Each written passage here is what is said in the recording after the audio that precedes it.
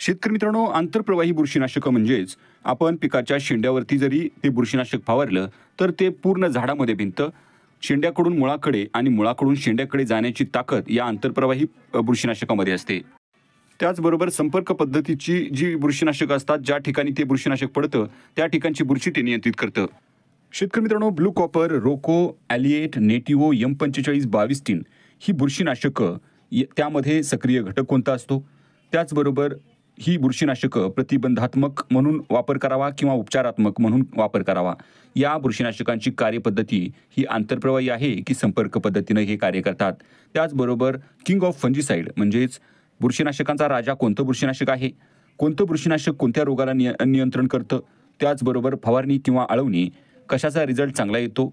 फवारणी किंवा आळवणी योग्य प्रमाण काय? इतर कीटकनाशकं, NPK, विद्राव्य खतं, मायक्रोन्यूट्रिएंट सोबत फवारणी आपण करू शकतो का?